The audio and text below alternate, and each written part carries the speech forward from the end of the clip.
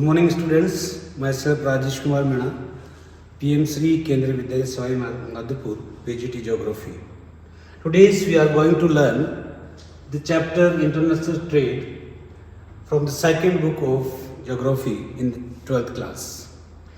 We are going to learn about the international trade, the trade between the India and other countries. In this chapter we learn about the different trades India and with the other countries. International trade is mutually beneficial to the countries. हम जानते हैं कि हमारा जो trade है किसी भी countries के लिए बहुत ही इंपॉर्टेंट और बेनिफिशियल होता है. हर कंट्री इंडिपेंडेंटली अपनी प्रोग्रेस नहीं कर सकता. कहीं ना कहीं एक फैमिली मेंबर, एक जैसे हम देखते हैं कि एक फैमिली मेंबर है या एक परिवार, एक घर है, वो इंडिविजुअली बहुत सारी ऐसी चीज़ें हैं जो आप आस पड़ोस के घरों से हमें वो एक्सचेंज करनी पड़ती है, लेनी पड़ती है, उनको देनी भी पड़ती है. ऐसे ही कोई भी कंट्री बिना दूसरी कंट्रीज के साथ ट्रेड के बिना वो प्रोग्रेस नहीं कर सकता. तो international trade is actually beneficial to the countries. It is true to no countries self sufficient in the term of natural, human resources and economic development. ये सत्य है कि कोई भी कंट्री है प्राकृतिक रूप से या मानव संसाधन के रूप में या आर्थिक विकास जो है वो नहीं कर सकता. ये चीजें बहुत जरूरी है, इनमें पूरी तरह से सफिशिएंट नहीं होता है. International trade is the exchange of capital between different goods and services across the international borders. इसमें जनरली क्या होता है, ट्रेड में बहुत सारी चीजें जो है एक देश से दूसरे देशों के बीच एक्सचेंज होती है, जिसमें बहुत से कैपिटल्स हो गई, गुड्स हो गई, सर्विसेज हो गई, जो एक्सचेंज की जाती है दूसरे देशों के साथ में. India's international trade is undergone major changes in the recent years in the terms of volume. हमारा जो व्यापार है, भारत का व्यापार है, जो रिसेंट ईयर से पिछले कई समय से बहुत सारे चेंजेस उसमें देखने को मिले हैं. जैसे अगर हम बात करें वॉल्यूम के हिसाब से, कंपोजिशन के हिसाब से, as well as the direction, और जिन कंट्रीज के साथ में इसका जो व्यापार होता है उसमें समय के साथ साथ जो है उसमें रिसेंट ईयर्स में बदलाव होता रहता है. तो India's international trade has undergone major changes in the recent years in the terms of volume, composition as well as the directions. India is the contribution in the world trade is low. It is 1% of the total volume. Bharat का जो contribution है अगर world trade में, भारत का जो साथ में जो भारत जो ट्रेड करता है, व्यापार करता है, उसका 1% ही वर्ल्ड ट्रेड में है, as 1% of the total volume, but it is the plays a significant role in the world economy. लेकिन ये 1% जो व्यापार होता है ये वर्ल्ड इकोनॉमी में बहुत बड़ी इसकी इंपॉर्टेंस है. अगर जनरली अपन आगे इसके बारे में अगर बात करें इंटरनेशनल ट्रेड की, तो बहुत सारी चीजें हैं. हमारा जो ट्रेड है कई देशों के साथ में होता रहा है. कई एक्सपोर्ट की बात करें, इंपोर्ट की बात करें, समय के साथ साथ वॉल्यूम के अकॉर्डिंग, डायरेक्शन के अकॉर्डिंग चेंजेस इसमें होते रहे. Changing the pattern of India's international trade. India is international trade with undergone major changes in the recent years such as the volume and composition and the direction. Goods के मामले में, चीजों के मामले में, दिशाओं, किस दिशा में किस कंट्रीज के साथ में भारत का व्यापार होता है उसके सामने, और वॉल्यूम की मात्राओं के मामले में चेंजेस हो रहा है. Changes in the volume of India's international trade. Total volume of value of goods and services traded is considered as volume of trade. वस्तुओं, total value of goods and services traded is considered as a volume of trade. जितना जो व्यापार होता है, वस्तुओं का होता है, सेवाओं का होता है, तो उसको वॉल्यूम ऑफ ट्रेड कहते हैं.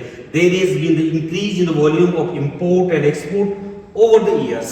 और समय के साथ एक्सपोर्ट की यदि बात करें, इंपोर्ट की बात करें, उसमें चेंजेस आ रहे हैं, मतलब बढ़ ही रहा है. अगर हम वॉल्यूम की बात करें, the difference between the volume of value of goods the difference between the value of exports and imports has also the decline over the period of time. अगर हम इन अंतर की बात करें तो भारत का जो एक्सपोर्ट और इंपोर्ट जो है वो समय के साथ जो है वो उसमें चेंजेस आ रहे हैं, उसमें डिफरेंस आता रहा है एक्सपोर्ट में भी और इंपोर्ट में भी.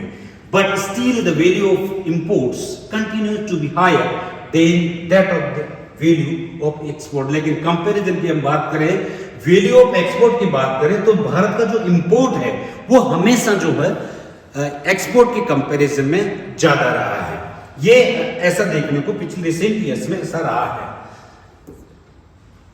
This result is negative trade, अगर क्योंकि बैलेंस यहां पर दिखाई दे, अगर भारत का इंपोर्ट ज्यादा है एक्सपोर्ट कम है तो वहां पर negative balance of trade consider होता है। India's volume of foreign trade has risen from 12-14 crores in the 1951 to the 77,19,796 crore in 2020 and 21। समय के साथ साथ जो भारत का व्यापार है वो लगातार बढ़ा है। This sharp rise has been due to the following factor। बहुत सारे से रीजन रहे हैं जिसके समय के साथ जो गवर्नमेंट पॉलिसीज है, लिबरल पॉलिसीज होती गवर्नमेंट की होती जो है, इसके अलावा जो मैन्युफैक्चरिंग सेक्टर में जो ग्रोथ हो रहा है इसकी वजह से हमारा जो व्यापार है इंटरनेशनल ट्रेड है वो समय के साथ साथ बढ़ रहा है। किस तरह से हमारा जो ट्रेड है, भारत का trade other countries, most of her countries के साथ भारत का ट्रेड है, लेकिन ज्यादातर अमेरिका है, यूरोपियन कंट्रीज है, अफ्रीका है, इनकी देशों के साथ में होता रहा है। यहां पर हम देखेंगे extent of gap between export and imports in India's foreign trade during the 2013-14 to 2021-22। यहां पर अगर डिफरेंस अगर हम बात करें, चेंज यहां पर देखें तो एक्सपोर्ट जो है और इंपोर्ट के बीच में डिफरेंस देखें तो यहां पर बहुत सारे चेंजेस हमें देखने को मिलता है। यहां पर जनरली क्या हमारा जो इंपोर्ट है वो अलग है, ज्यादा आ रहा है, और हमारा जो एक्सपोर्ट है वो कम आ रहा है।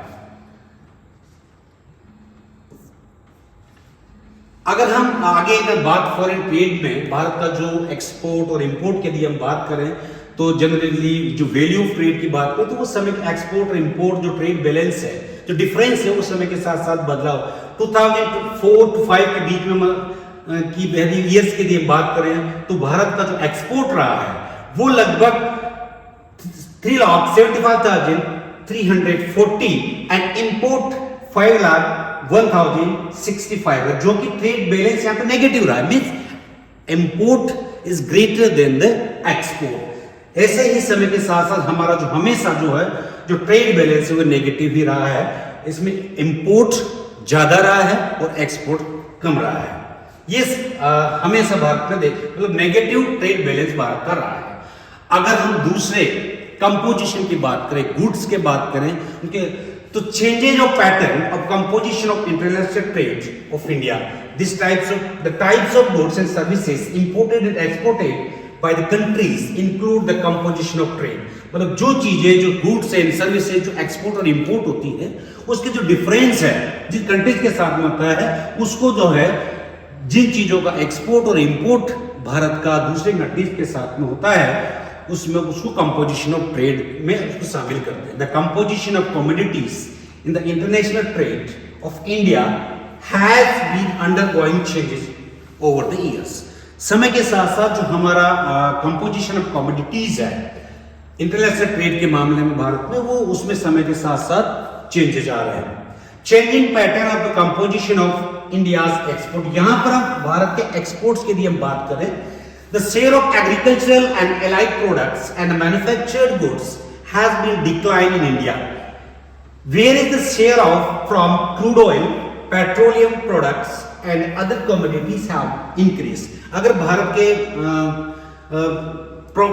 प्रोडक्शन में एक्सपोर्ट के लिए बात करें तो एग्रीकल्चर और एलाइड प्रोडक्ट्स है या जो बनी बनाई जो चीजें हैं वो डिक्लाइन हुआ है, लेकिन जो क्रूड ऑयल है या पेट्रोलियम प्रोडक्ट है और इससे रिलेटेड जो अदर कमोडिटीज है वो बढ़ा है।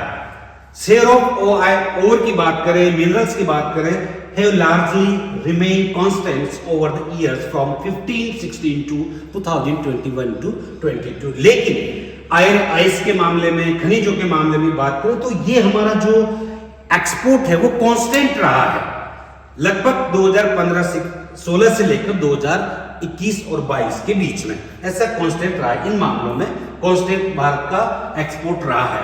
अगर हम एक्सपोर्ट की बात करें तो एग्रीकल्चर और allied products and ores and minerals, manufactured goods, crude oil and other commodities. ये हालांकि समय के साथ साथ इनमें चेंज हुए हैं, लेकिन कुछ मामलों में है कांस्टेंट रहा है और कुछ मामलों में डिक्लाइन हुआ है, कुछ मामलों में बढ़ा है, ऐसा चीज देखने को मिला है।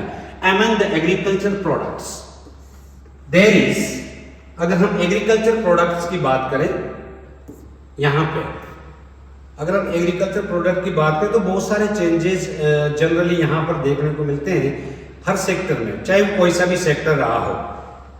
भारत में अगर हम बहुत सारे प्रोडक्ट की यदि बात करें तो इसमें agriculture products, there has a decline in exports of the traditional items like coffee, cashew, etc. But the fresh fruits, marine products and the sugar have increased. अगर एक्सपोर्ट की बात करें तो यहाँ पर हम एक चीज देख रहे हैं कि एग्रीकल्चर प्रोडक्ट्स और there is a decline in exports of traditional items like coffee and cashew, ये डिक्रीज हुआ है, बट जो फ्रूट्स है, फ्रेश फ्रूट्स है, ये मैरीन प्रोडक्ट्स है, शुगर है, वो एक्सपोर्ट भारत का बढ़ा है। ऐसा समय के साथ साथ चेंजेस हमें देखने को मिल रहे हैं। The traditional items have been declined due to the high international competition, लेकिन ऐसी परंपरागत जो चीजें होती हैं, जो अंतर्राष्ट्रीय मार्केट में भी दूसरी कंट्रीज के साथ में भी वो मिलती है, तो उसमें भी कंपटीशन की वजह से भारत का जो एक्सपोर्ट है वो कम हो गया। कम क्यों हो गया? कि दूसरे कंट्रीज से आपस में एक्सचेंज होने की वजह से, ट्रेड होने की वजह से भारत से एक्सपोर्ट होने वाली चीजें की जो डिमांड है इंटरनेशनल मार्केट में कम हो गई है। Manufacture sectors alone accounted for 67.8% of India's total value of exports in 2021-22। और भारत का एक मैन्युफैक्चरिंग सेक्टर की यदि हम बात करें तो भारत का मैन्युफैक्चरिंग सेक्टर है वो ओनली 67.8% जो है वो टोटल वैल्यू का एक्सपोर्ट करता रहा है। मतलब 2021-22 में भारत का जो मैन्युफैक्चरिंग सेक्टर है वो ज्यादा यहाँ पर पावरफुल है। Engineering goods have shown a significant growth in the exports. Engineering जो गुड्स हैं, वो चीजें हैं, वो उनका जो एक्सपोर्ट वो बढ़ा है। इसके अलावा gems, jewellery contribute to largest share of India's foreign export, इनकी चीजों में बदलाव हुआ है। Main competitors of India include China and other East Asian countries. लेकिन भारत का जो एक्सपोर्ट होता है, यहां से जो एक्सपोर्ट होता है, उसमें बहुत सारे जो अदर कंट्रीज है उसका कंपटीशन होने की वजह से हालांकि कुछ चेंजेस भारत के एक्सपोर्ट में आए हैं, मीन्स उसमें कमी भी देखने को मिली है, क्योंकि उसके इंटरनेशनल मार्केट में बहुत सारे कंपटीटर राइज हुए हैं। अगर हम एक्सपोर्ट की ही अगर आगे बात करें तो बहुत सारी चीजें हमें और भी देखने को मिलती हैं। जैसे अगर जनरल कंटेंट की हम बात करें, बहुत सारी चीजें भारत जो एक्सपोर्ट होने वाले गुड्स की यदि बात करें तो पेट्रोलियम प्रोडक्ट्स, जो कि एक बड़ा इंडिया एक significant exporter of refined petroleum product, refined petroleum product का एक्सपोर्ट करता है। जेम्स एंड ज्वेलरी का एक्सपोर्ट करता है। ऑटोमोबाइल, बहुत सारी ऐसी चीजें हैं, कार वगैरह है, व्हीकल्स वगैरह है, जो उसके जो कंपार्ट्स हैं वो भारत एक्सपोर्ट करता रहा है। इसके अलावा जो दवाइयाँ वगैरह है, मेडिसिन वगैरह है, इंजेक्शन वगैरह है, उनका भी एक्सपोर्ट करता रहे। अदर एक्सपोर्ट की यदि हम बात करें तो बड़े स्तर पर भारत जो है engineering goods, rice, spices, machineries as well as the organic chemicals also exported by the country to the another country. इसके बाद यदि हम इंपोर्ट की बात करें, ये तो रही बात एक्सपोर्ट की, अब हम बात करेंगे भारत के एक्सपोर्ट की। तो एक्सपोर्ट, क्योंकि जनरली भारत का एक्सपोर्ट जो है वो एक्सपोर्ट के कंपैरिजन में इंपोर्ट हमेशा ज्यादा रहा है। लेकिन अगर हम यहाँ पर इंपोर्ट की बात करें, जनरल पैटर्न की बात करें, कंपोजिशन ऑफ गुड्स की बात करें, India has faced a serious food shortage during the 1950 and 60s. India had to import many items like food, grains, capital goods and machinery, and एक बहुत सारी चीजें जो है फूड शॉर्टेज क्रिएट होने की वजह से 50s और 60s के दशक में फूड शॉर्टेज क्रिएट होने की वजह से बहुत सारी चीजें, अनाज, देश के बहुत सारे जो रिफ्यूजीज भी भारत में है, पॉपुलेशन भी बढ़ी है, बहुत सारे ऐसे कारण रहे हैं जो डिमांड्स बढ़ने के साथ साथ बहुत सारी चीजें इंपोर्ट करनी पड़ी।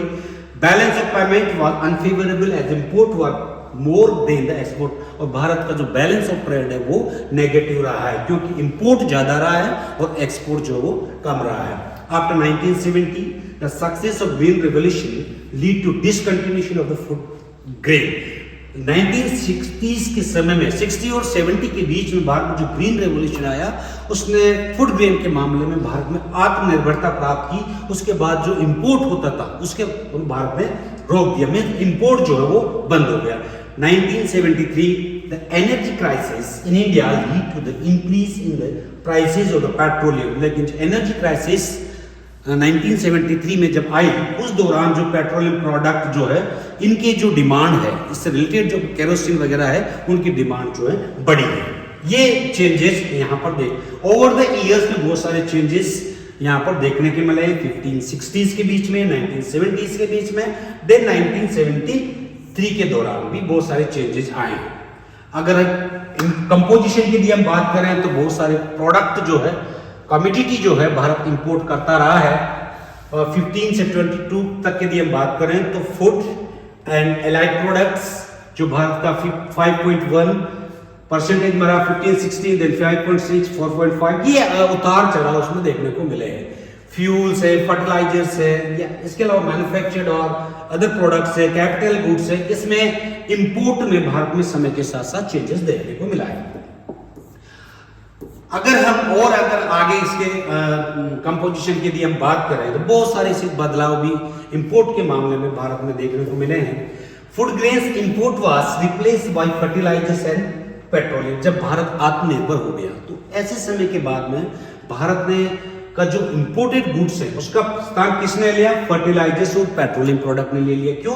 क्योंकि एग्रीकल्चर डेवलपमेंट जैसे जैसे बढ़ा है तो फर्टिलाइजर की डिमांड बढ़ी, पेट्रोलियम प्रोडक्ट की डिमांड बढ़ी, जैसे जनसंख्या बढ़ने के साथ साथ तो ग्रेन के मामले में तो सरप्लस हो गया, लेकिन अदर चीजों की डिमांड बढ़ी तो जो ग्रेन भारत के द्वारा मंगाया जाता था, इंपोर्ट करवाया जाता था, उसकी जगह इन जगह ने ले ली।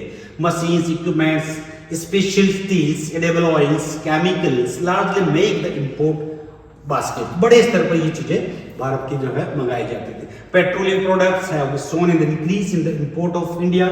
This is because of its varied uses like fuel, industrial, raw material, और भारत में पेट्रोलियम प्रोडक्ट की भी डिमांड रही है क्योंकि इस समय के साथ साथ इंडस्ट्रियल डेवलपमेंट जो भारत में हुआ है तो उसकी वजह से जो इंडस्ट्रियल रॉ मटेरियल और फ्यूल की डिमांड भी बढ़ी है। This indicates the rise in the industrialization and high living standard of the people।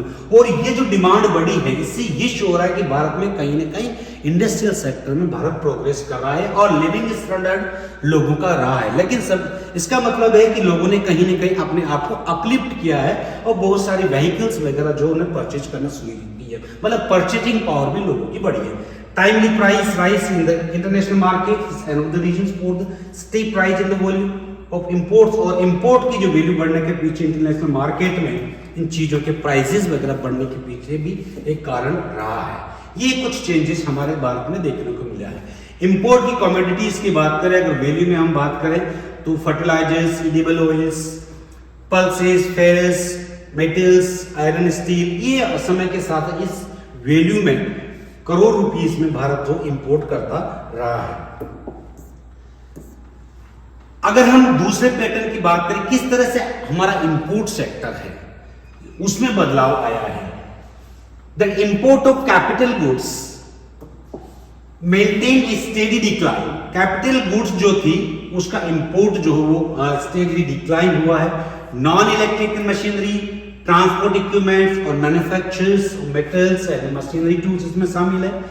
Import of food and allied products decline. जो फूड है उससे संबंधित जो वस्तुएं थी वो भी डिक्लाइन हुई है क्योंकि इसके मामले में भारत जो हो उसमें मतलब अपना जो स्टेज है, अपनी जो प्रोडक्शन के क्षेत्र में एग्रीकल्चर सेक्टर के मामले में भारत ने आत्मनिर्भरता प्राप्त कर ली है।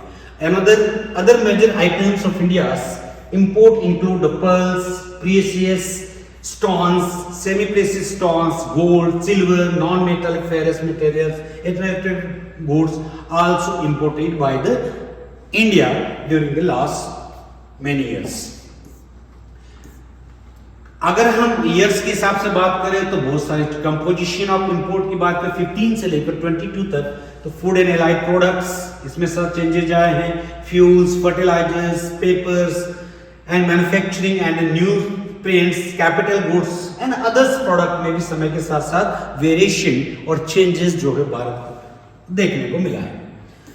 ये रही भारत के इंपोर्ट की बात। लेकिन एक यहाँ पर एक क्वेश्चन ये भी उठता है, वो ये, India is import edible oil and pulses in spite of being an agriculturally rich country. Bharat एक कृषि उत्पादक देश है, मतलब एग्रीकल्चर सेक्टर में भारत पावरफुल है, लेकिन फिर भी क्या है, बहुत सारी ऐसी चीजें वो इंपोर्ट करता है। इसके पीछे क्या कारण है? बहुत सारी ऐसी चीजें। तो यहाँ पर एक समय के साथ साथ बढ़ती हुई demand, rapid growth of population is also responsible for the import of edible oils and pulses.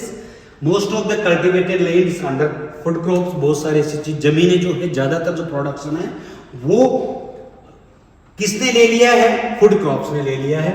पर hectare productivity of person is low as compare to the other crops. Productivity जो है भारत की जो है पल्सेस की कम है, इसलिए जो फार्मर्स है, मोस्ट ऑफ किसान हैं, वो जनरली ऐसी चीजों का प्रोडक्शन नहीं करते क्योंकि उसकी उत्पादकता है वो बहुत कम है। और increase in the purchasing power of the individuals, और समय के साथ साथ लोग जो है कि जो परचेजिंग पावर है वो बढ़ गई है, इसलिए क्या है वो सीधी लेने के मूड में रहते हैं, जब वो परचेज कर लेते हैं। ये कारण रहा है कि भारत जो एग्रीकल्चरल कंट्री होने के बावजूद भी बहुत सारी चीजें जो है वो भारत से इंपोर्ट करता है। ये तो रही इंपोर्ट की बात। अब गुड्स, वो चीजें जो भारत इंपोर्ट करता रहा है, कौन कौन सी चीजें का मोस्टली जो है भारत इंपोर्ट करता है? सबसे पहले यदि हम बात करें, minerals, fuels and oils, crude oil and coal, precious metals and stones जिसमें gold, diamond, gems, jewellery, machinery and electronics के आइटम जिसमें हम बात करें इंडस्ट्रियल इलेक्ट्रिकल मशीनरीज, कंप्यूटर्स और other electronic components also imported by the countries, vehicles, cars and other transport equipments, chemicals, plastics and pharmaceuticals, वो सब medicine वगैरह है या इंजेक्शन वगैरह है, वो चीजें जो भारत को इंपोर्ट करता रहा है। ये चीजें भारत के द्वारा विदेशों से मंगाई जाती है। अब दूसरा जो हमारा इंपोर्टेंट जो पार्ट आता है, डायरेक्शन ऑफ ट्रेड। भारत का जो व्यापार की जो दिशा है वो किस टाइप है? मोस्ट ऑफ भारत का जो ट्रेड है किन कंट्रीज के साथ में रहा है? इंडिया है the trading relation with the most of the countries and major trading blocs of the world. Major trading blocs of the country, बहुत सारे से जो ग्रुप्स हैं कंट्रीज जैसे, अपने अपने जो ग्रुप बना रखे हैं अलग अलग, जो आज से आसियान है या सार्क है, ब्रिक्स है, तो उनके साथ में भारत का जो है ट्रेड जो पिछले उन कंट्रीज के साथ में भारत का ट्रेड होता रहा है। From 1617 to 21 the trade with Europe, Africa, North America, south America, Latin America, Asia and ASEAN has increased। इनके साथ में भारत का व्यापार बढ़ा है। Maximum imports have been from the Asia and the Asian countries। जो भारत का जो मोस्ट ऑफ जो इंपोर्ट है वो एशिया के देशों के साथ में या फिर आसियान के जो ग्रुप है, association of south east Asian nation के साथ में भारत का इंपोर्ट रहा है, व्यापार रहा है। Most of India's foreign trade is carried through the sea. Air routes, भारत का जो मोस्ट ऑफ व्यापार है वो जनरली सी के माध्यम से या एयर रूट्स के माध्यम से होता है। A small portion of trade is also carried through the land to the neighbouring countries. और भारत का कुछ व्यापार जो है वो किसके माध्यम से होता है? लैंड रूट के माध्यम से होता है, क्योंकि मोस्ट ऑफ हमारे जो नेबरिंग कंट्रीज जैसे नेपाल, भूटान, बांग्लादेश, पाकिस्तान के साथ भी रहा है। लेकिन समय के साथ साथ जो हमारे जो ट्रेड है उसमें भी बहुत सारे बदलाव आए हैं। बहुत सारे ऐसी पॉलिसीज भारत सरकार के द्वारा अडॉप्ट की गई है, गवर्नमेंट्स के द्वारा अडॉप्ट की गई, जिसकी वजह से भारत का जो व्यापार है वो सारे कंट्रीज के साथ में रहा है। और भारत ये व्यापार बढ़ाने के बहुत सारे प्रयास भी कर रहा है, जिसमें different steps taken by the government of India to increase the trade. First one is liberalisation, liberal policies introduce करना, इंपोर्ट ड्यूटीज कम कर देना, and delicensing, change of from the process of product patents, product patents के लिए बात करें, D licence, बहुत सारे व्यापार से संबंधित, ट्रेड से संबंधित बहुत सारी लाइसेंसिंग प्रणाली में अडॉप्ट की जाती है, तो वहां पर उसको हटा दिया गया है to expand its share in the international market, ताकि भारत का जो व्यापार है वो बढ़ाया जा सके। चाहे एक्सपोर्ट की बात करें हम, चाहे इंपोर्ट की बात करें, तो भारत का जो व्यापार डिफरेंट कंट्रीज के साथ में रहा है। Next one is the direction of India import trade. किन किन कंट्रीज के साथ में भारत का मोस्ट ऑफ ट्रेड हुआ है, जैसे सबसे हम बात करें Europe, Africa, North America, Latin American countries, most of जिसमें South America, Asia and Asia, इन कंट्रीज के साथ में भारत का जो इंपोर्ट जो वो रहा है। या अगर हम शेयर की बात करें, भारत के जो इंपोर्ट शेयर की बात करें या ट्रेड की बात करें, तो बहुत सारे कंट्रीज के साथ में भारत का जो व्यापार होता रहा है। यहाँ पर एक पाई डायग्राम से माध्यम से ये शो किया गया है कि भारत का सबसे ज्यादा जो ट्रेड है वो होता है एशिया और एशियन कंट्रीज के साथ। उसके बाद अमेरिका है, यूरोप से 20%, Africa most of 7% and other countries के लगभग 20% भारत का व्यापार होता है। अब दूसरी जो हम बड़ी बात करें वो है हमारा जो ट्रेड में इंपॉर्टेंट रोल अदा करने वाला जो फैक्टर है भारत की स्ट्रेटेजिक लोकेशन पोजीशन, उसमें सी पोर्ट्स का बहुत बड़ा योगदान है। और sea port as a gateway of international trade, और सी पोर्ट्स को भारत के इंटरनेशनल ट्रेड का गेटवे कहा जाता है। क्यों कहा जाता है, इसके पीछे बहुत सारे रीजन है। India is surrounded by the sea from 3 sides. It has a long coastline which makes it suitable for using oceanic transport for the international trade। Bharat की जो स्ट्रेटेजिक लोकेशन है वो बहुत इंपॉर्टेंट है, क्योंकि भारत जो है 3 साइड से ओशन से सी से घिरा हुआ है, इसलिए क्या है, और लॉन्ग कोस्ट लाइन है, इससे यहाँ पर ओशनिक रूट के माध्यम से भारत का व्यापार अदर कंट्रीज के साथ में होता है। तो सी पोर्ट का वहां पर योगदान है। India has a long tradition of seafaring and has developed a number of ports of west coast and more than east coast. भारत का जो है जो समय के साथ काफी वर्षों के साथ में ही दूसरे कंट्रीज के साथ ट्रेड होता रहा है। तो India has a long tradition of seafaring and has developed a number of ports, और जिसकी वजह से भारत जो ब्रिटिश गवर्नमेंट के ने भी और भारत सरकार ने भी जो पोर्ट डेवलपमेंट के मैटर में बहुत सारा सपोर्ट किया है, ताकि ज्यादा से ज्यादा ट्रेड किया जा सके। और दूसरी तरफ हम बात करें कि भारत के वेस्ट कोस्ट पे पोर्ट ज्यादा है कंपेरेटिव टू ईस्ट। इसका सबसे बड़ा फायदा ये है कि भारत का जो मोस्ट ऑफ ट्रेड है वो वेस्ट कोस्ट से जो ईस्ट एशिया के कंट्री है या अफ्रीका है, इनके साथ में होता रहा है। The emergence of ports is the gateway of international trade. International trade became important after the coming of Europeans, traders and colonization of the countries by the British। और भारत में जो पोर्ट फैसिलिटी है तो ब्रिटिश गवर्नमेंट के समय से, European के आगमन के समय से ही इमर्ज हुई है। This lead to the variation in size and quality of port. इसलिए समय के साथ साथ उनका जो आकार है, उनकी जो क्वालिटी है, मॉडर्न फैसिलिटीज हैं, पोर्ट्स की वो इंक्रीज हुई है। These are the some ports having the large areas of influence and other ports which have the less area of। इसमें क्या बहुत सारे ऐसे पोर्ट हैं जिनको ज्यादा इफेक्ट रहता है, ज्यादा रोल रहता है, ज्यादा फैसिलिटीज होती है, लेकिन कुछ पोर्ट्स ऐसे भी हैं जिनकी इंपोर्टेंस, लोकल इंपोर्टेंस भी बहुत ज्यादा है, लेकिन कहीं ना कहीं उसका जो इफेक्ट है वो कम एरिया तक ही है। दूसरी यदि हम बात करें, अगर पोर्ट्स की बात करें कि भारत में कहाँ, तो अगर भारत का जो व्यापार और पोर्ट्स में मोस्ट ऑफ जो व्यापार है भारत का सी रूट से होता है, जिसमें जो एशियन कंट्रीज है, अफ्रीका है, और इधर से Myanmar, Thailand, Vietnam, West Asia के ईस्ट और वेस्ट दोनों एशियन कंट्रीज के साथ में भारत का व्यापार होता रहा है। अब यहाँ पर एक क्वेश्चन ये उठता है कि पोर्ट क्या है। तो first, A port is a point on the coast where the loading and unloading of cargo ship is done, that can be man-made or the natural। ये प्राकृतिक हो सकता है या मानव के द्वारा बनाए गए भी हो सकता है। वो ऐसा स्थान जहां से सामानों को चढ़ाया जाता है और उतारा जाता है। Ships load and unload commodities here and Mumbai is the biggest port in India। Mumbai जो है भारत का सबसे बड़ा पोर्ट है, जहां पर मॉडर्न फैसिलिटीज भी है और बहुत सारी उसका जो साइज है वो भी बहुत बड़ा है। दूसरा यहाँ पर एक क्वेश्चन है, हार्बर क्या है? What are the difference between the ports and the harbour?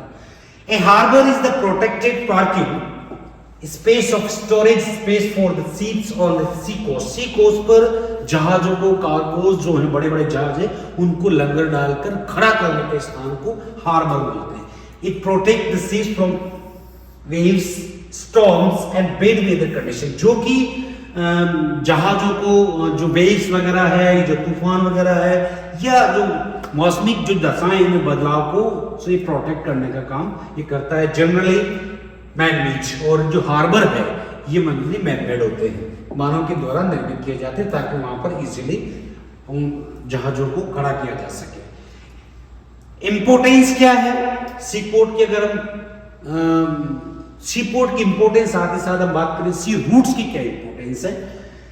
Importance of sea roots in handling India foreign trade, कि जो सी रूट्स है उसकी जो है फॉरेन ट्रेड के में क्या इंपोर्टेंस है। इंडिया इज, तो इंपोर्टेंस के बाद ही हम बात करें सी रूट्स की, तो India is surrounded by sea from 3 sides and it blessed with the long coast lines, लंबी तटीय रेखा भारत की है, तीनों तरफ से पानी से घिरा हुआ है।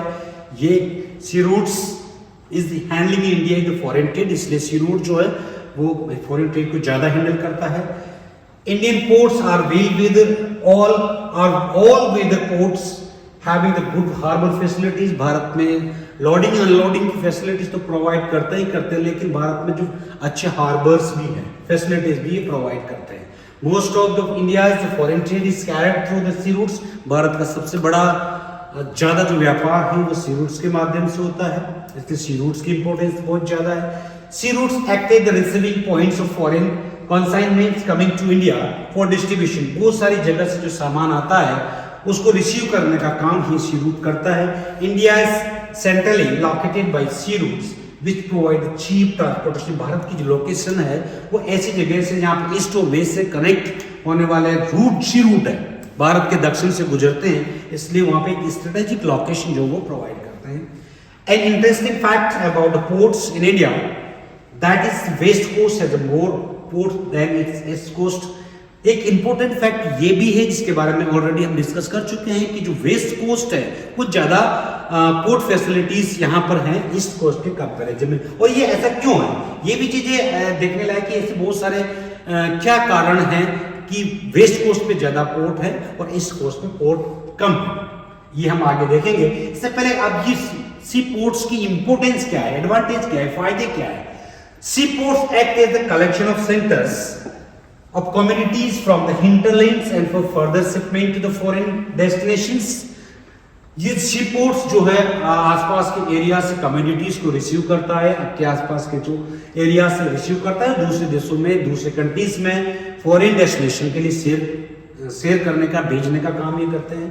Port act at the receiving points of foreign consignments coming to, जो भारत से आने वाले जो सामान है उनको ये रिसीव करता है और डिस्ट्रीब्यूट, यहाँ से डिस्ट्रीब्यूट होता है। Port are the gateway foreign trade, these handle export और इंपोर्ट। ये एक्सपोर्ट और इंपोर्ट दोनों फैसिलिटीज से प्रोवाइड करता है। Water transport is the best way to transport heavy and bulky goods and sea ports play the important role in it. और जो सी ports है, पोर्ट जो है वो वाटर ट्रांसपोर्ट में भी भूमिका निभाते हैं, क्योंकि ये क्या है, बल्कि और हैवी मटेरियल को लोडिंग अनलोडिंग करने के लिए में महत्वपूर्ण भूमिका निभाते हैं। Connecting the global trade market is an essential part of the oceanic shipping, और इसलिए इन्हीं की वजह से दूसरे देशों के साथ में भारत जो व्यापार के क्षेत्र से कनेक्ट हुआ है।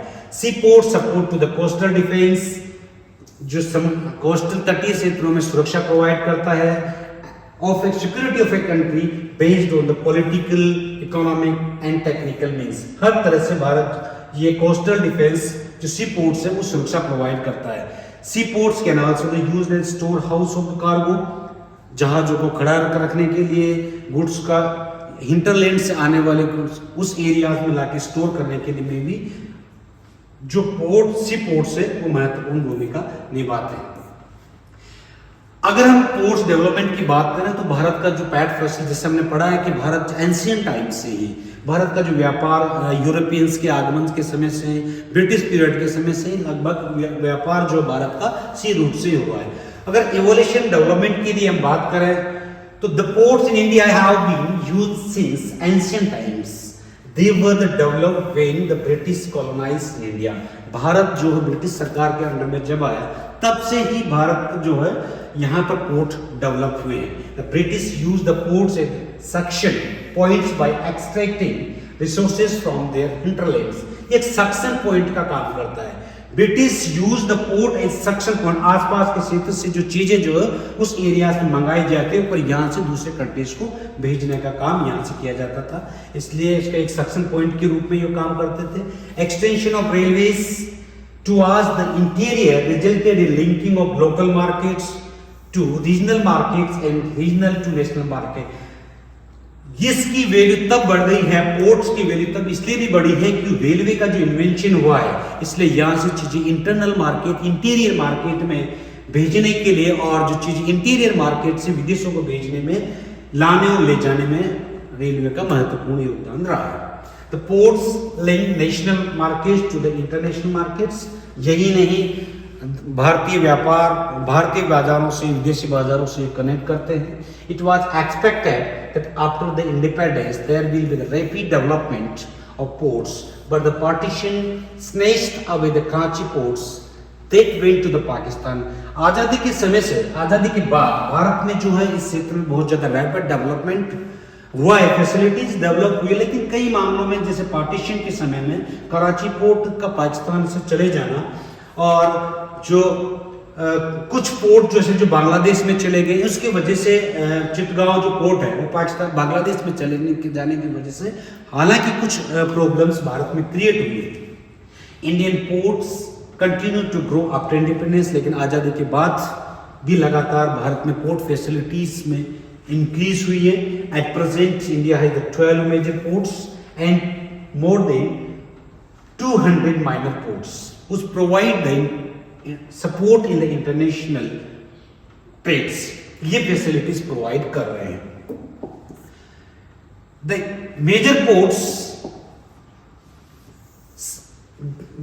ports, the central government decided the policies and apply the regulatory functions। The minor ports are there whose policy and function are regulated by the state government। अगर हम मेजर पोर्ट्स और माइनर पोर्ट्स की यदि हम बात करें तो क्या डिफरेंस दोनों के बीच में है। मेजर पोर्ट सेंट्रल गवर्नमेंट के अंडर में आते हैं, उनकी पॉलिसीज जो है, प्रोग्राम्स और पॉलिसी जो सेंट्रल गवर्नमेंट डिसाइड करती है, लेकिन जो छोटे पोर्ट हैं उनकी स्टेट गवर्नमेंट करती है। To compensate for the loss and many new ports were developed। These include the Kandla on the west coast and Diamond Harbour near Kolkata on the river Hooghly in the east। And now Indian ports have handling large volume of the domestic as well as the international trade। These are equipped with the modern facilities।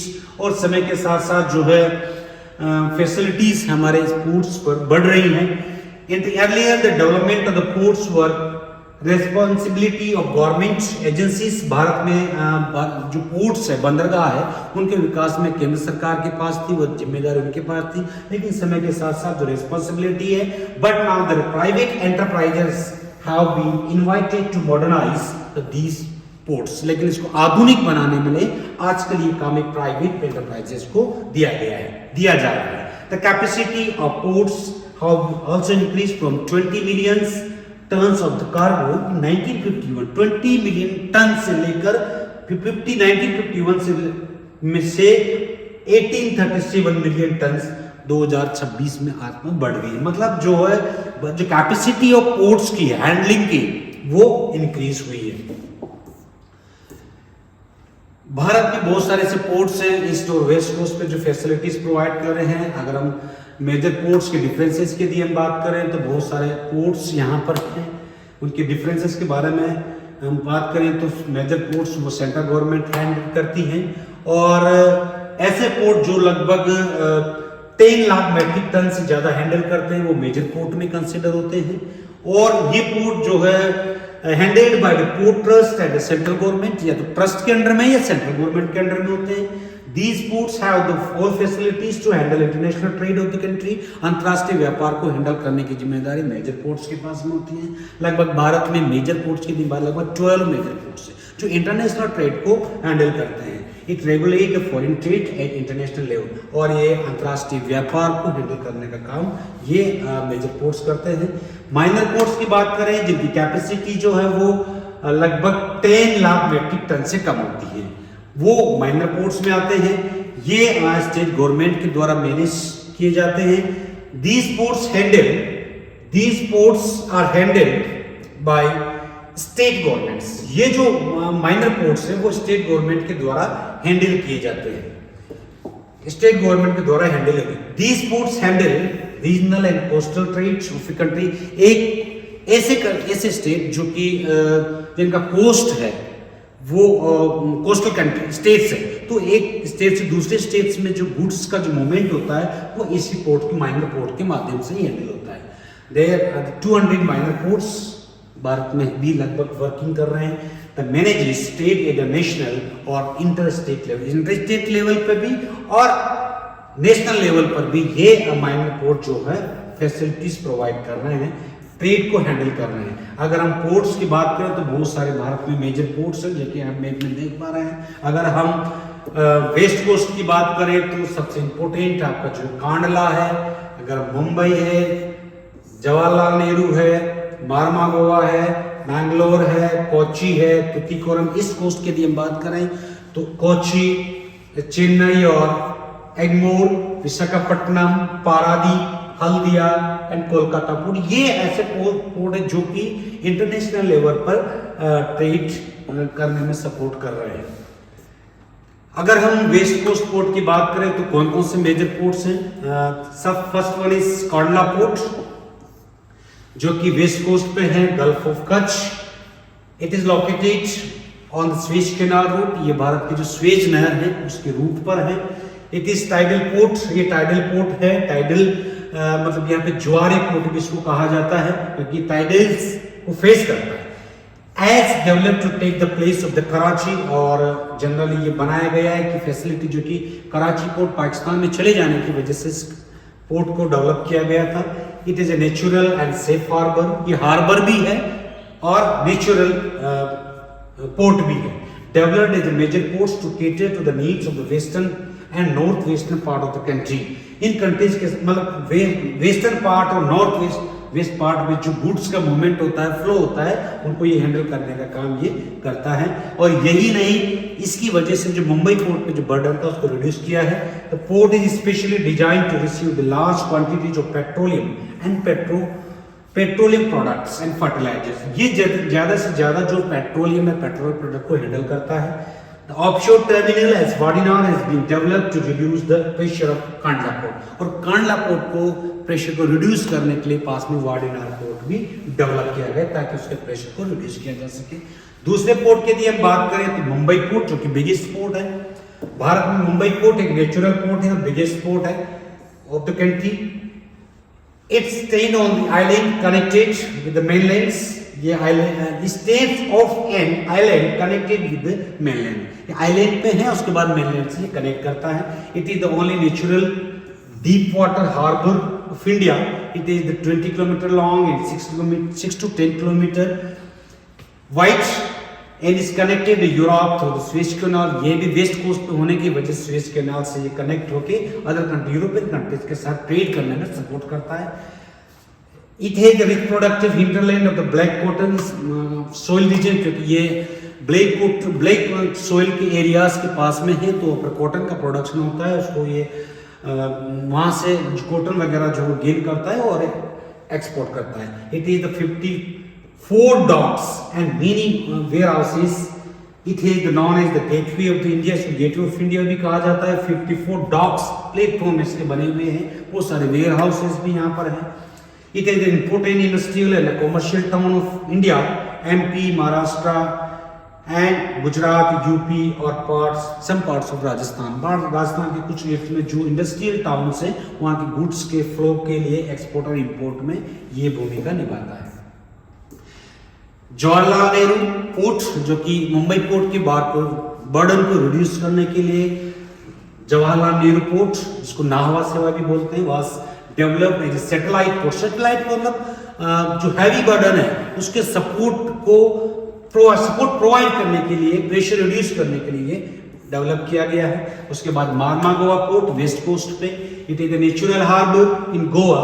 It gained significance after remodelling 1961 to handle iron और export to Japan.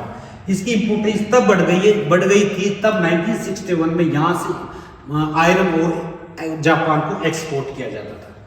Construction of Konkan Railway has extended the hinterland of its ports. इसकी जो value है मार्मा Goa port की value इसलिए भी बढ़ गई कि कोंकण रेलवे कंस्ट्रक्शन की वजह से गुड्स का जो इन डिस्ट्रीब्यूशन सेंटर तक पहुंचाने में और इंटरनल जो पार्ट्स पोर्ट तक लाने में महत्वपूर्ण भूमिका निभाता है। New Mangalore port is located in the state of Karnataka, ये कर्नाटका में है और cater to the needs of the export of iron ore, ये आयरन ओर के एक्सपोर्ट में महत्वपूर्ण भूमिका निभाता है।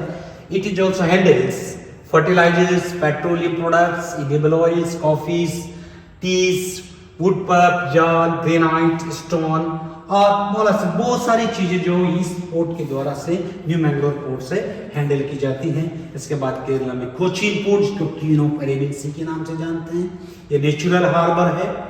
It lies on the Malabar coast in Kerala, जो मलाबार कोस्ट है केरला के वहां पर लोकेटेड है। This port has the advantageous location being close to the Suez और कोलंबो रूट, ये जो श्रीलंका से कोलंबो है उस रूट से और स्वेज केनाल दोनों से ये कनेक्ट है। It caters to the need of Kerala, south Karnataka and south western Tamil Nadu, ये इन एरियाज में आसपास के स्टेट्स में सर्विस सेवाएं जो प्रोवाइड करने का काम कोचीन पोर्ट करता है।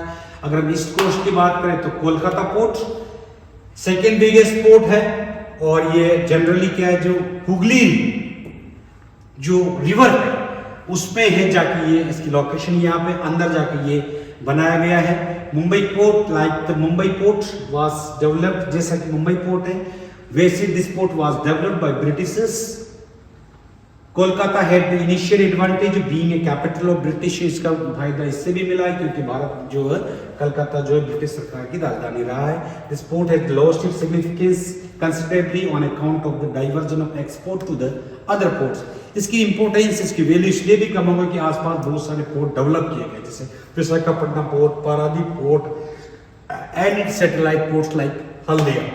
Kolkata port is also confronted with the problem of silt accumulation in the Hooghly River, which provides the link to the sea. Hooghly River में silt accumulation की वजह से पोर्ट जहाजों के आने जाने में प्रॉब्लम आते हैं क्योंकि डेप्थ कम हो जाती है, इसकी वजह से जो है ये इसकी बहुत सारी प्रॉब्लम ये फेस कर रहा है। It also extends port facilities to our neighboring landlocked countries such as the Nepal and Bhutan, को ये सर्विस प्रोवाइड करता है। It is the rich hinterland of productive agriculture, Ganga, Brahmaputra, Delta and Chota Nagpur region rich in the minerals. In minerals की और ये agriculture products को export और import में ये महत्वपूर्ण भूमिका निभाता है। इसके बाद इसी के सपोर्ट में Haldia port is located 105 kilometer on 105 kilometers downstream of the Kolkata. It has been constructed to reduce the congestion of Kandla Port. Kandla Port के congestion को बार को reduce करने के लिए इसको बनाया गया है। It handles the bulk cargoes, iron ore, coal, petroleum के bulk cargoes को ये handle करने का काम हल्दिया पोर्ट करता है। दूसरा एक इम्पोर्टेंट पोर्ट जो ईस्ट कोस्ट पे है पारादीप पोर्ट जो कि उड़ीसा में है। उड़ीसा में महानदी के डेल्टा में ये लोकेटेड है और ये डीपेस्ट हार्बर भी है, specially shooted for the handle very large vessels, क्योंकि इसकी डेप्थ यहाँ पर बहुत ज्यादा है तो लार्ज वेसल्स को हैंडल करने का काम ये करता है। It is the new ports provide the facilities stay big ships. It has been developed mainly to handle large scale export of iron ore. इस एरिया से, इस पोर्ट से आयरन ओर के एक्सपोर्ट के लिए भी महत्वपूर्ण भूमिका निभाता है। इसके अलावा विशाखापट्टनम पोर्ट जो कि आंध्र प्रदेश में है, ये लैंडलॉक पोर्ट है। लैंडलॉक मतलब एक चैनल के माध्यम से वहां तक पहुंचता है, जैसे ये चैनल बना हुआ है दोनों तरफ लॉक लैंड है और वहां तक ये लैंडलॉक पोर्ट के नाम से इसको जाना जाता है। लैंडलॉक पोर्ट ये है। It is the new major ports in the east coast of India. It has the largest shipyard of India. ये भारत का एक बड़ा शिपयार्ड भी है। इसके बाद तमिलनाडु में एक इंपोर्टिंग पोर्ट जो जिसको Chennai port. Chennai port is one of the oldest port on the eastern coast. Artificial harbour है जहाँ की जहाजों को खड़ा किया जाता है जो कि 1859 में बिल्ड किया गया। ये लार्ज शिप्स के लिए सूटेबल नहीं है क्योंकि इसकी डेप्थ जो वो कम है।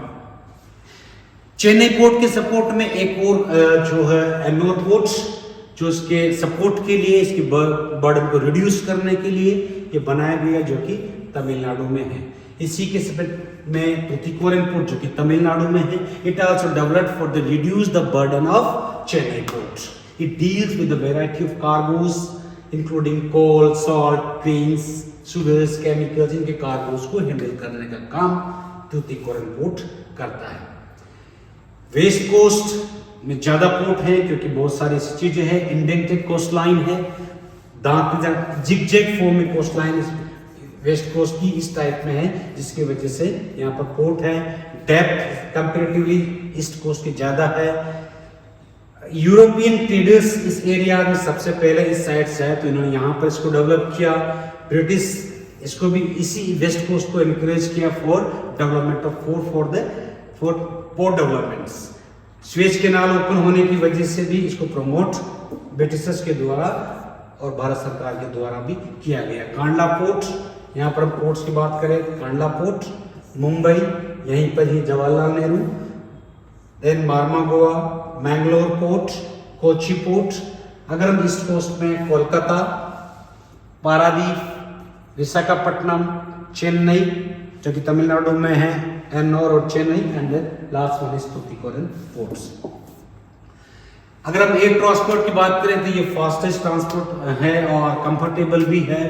प्रेस्टिजियस में जो सामान है उनको मूव करने में महत्वपूर्ण भूमिका निभाता है। It can be cover very difficult terrains like high mountainous desert and dense forest में सर्विस प्रोवाइड करता है। भारत में इसकी इंपोर्टेंस इसलिए भी ज्यादा है कि नॉर्थ ईस्टर्न पार्ट जो है भारत का वो बहुत ऊंचा नीचा उबड़ खाबड़ फॉरेस्टेड एरिया है, तो उस एरियाज में सर्विस प्रोवाइड करने का काम भारत का एयर ट्रांसपोर्ट करता है। As well as it provide the services during the floods and during the natural calamities of air transport. Air transport is essential providing for imports and export for the various goods. जैसी चीज जो हल्की है उसके export और import में भी ये एयर ट्रांसपोर्ट फैसिलिटीज प्रोवाइड करता है। It's also provide the quick relief measures and rescue operations during at the time of natural calamities. Rescue में और जनरली क्या है रिलीफ, डिजास्टर के समय रिलीफ प्रोवाइड करने में एयर ट्रांसपोर्ट जो महत्वपूर्ण भूमिका निभाता है। भारत में लगभग अगर हम बात करें तो लगभग 25 मेजर एयरपोर्ट से सर्विस प्रोवाइड कर रहे हैं। दे आर जिसमें Ahmedabad, Bangalore, Chennai, Delhi, Goa, Guwahati, Kolkata, Mumbai, Thiruvananthapuram, Srinagar, Jaipur, Calicut, Nagpur, Coimbatore, Cochin, Pune, Chandigarh, Mangaluru, Visakhapatnam, Indore, Patna, Bhubaneswar and Kannur. Since 2017, total number of 73 unserved and undeserved airports including 9 helicopters and 2 water aerodromes have been operationalized. Bharat में अगर 27-17 से बात करें तो लगभग जो अनसर्व्ड और अंडरसर्व्ड सर्विस प्रोवाइड करने वाले न प्रोवाइड करने वाले लगभग 73 है। इसके अलावा जिसमें 9 helicopters, heliports and 7 water aerodrome जो कि आवश्यकता के समय पानी में भी जो है प्लेन जो उतार कर सर्विस प्रोवाइड करने का काम करती है। इसके अलावा डिफरेंट एयर रूट्स भारत के जो डिफरेंट जो पोर्ट्स है, एयरपोर्ट्स है, वहां से सर्विस प्रोवाइड करता है। That is air routes of India. International airports की यदि बात करें तो अमृतसर इंपोर्टेंट है, then new Delhi, Ahmedabad, Mumbai, Mangalore, then Bengaluru, Chennai, Hyderabad, Kolkata and Goa. These are the important airports of India which provide the international services. That is the end of the chapter. मेरे हिसाब से आप लोगों को वो समझ में आया होगा।